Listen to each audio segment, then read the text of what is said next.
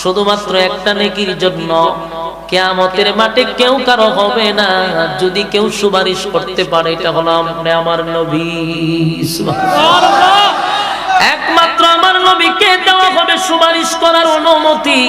আমার নবী যদি বলে তুই দূর হয়ে যা, দূর হয়ে যা, সেদিন বাঁচানোর কেউ নাই রে, বাঁচানোর কেউ নাই। আমার নবী সেদিন উম্মতের জন্য কাঁদবে, উম্মতরে জাহান্নাম থেকে বাঁচানোর জন্য দুনিয়াতে যেমন কাঁদছে পরকালেও আমার নবী কাঁদবে। সেই উম্মতের কান্ডারি নবী যদি দূর হতর মতো উম্মত লাগবে না, হায় হায় আপনার অবস্থা কি হবে, আপনার অবস্থা কি হবে, ভয়াবহ পরিস্থিতি হবে। এই পানি যদি পান না করে হাসরের মাঠে গিয়া ঢুকে, সূর্যটা কাছাকাছি, মাথার মগজ ছিটকায়া পড়ে যাবে, জিহ্বাটা কুকুরের মতো লম্বা হয়ে যাবে।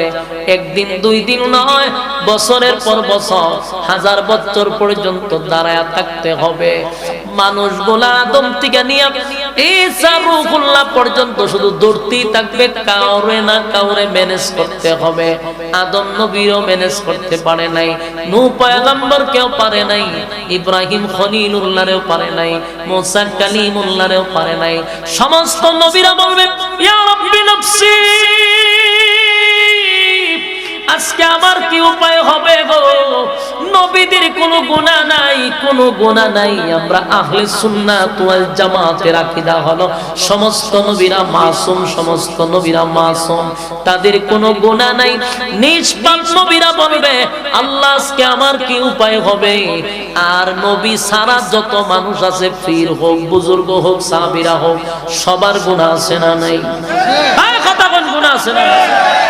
আল্লাহ অনেক সাহাবীদেরকে আল্লাহ দুনিয়াতে জান্নাতের সার্টিফিকেট দিয়া দিছে, সাহাবীদেরকে মাফ করে দিছে, কিন্তু তারারও গুনাহ ছিল কি ছিল?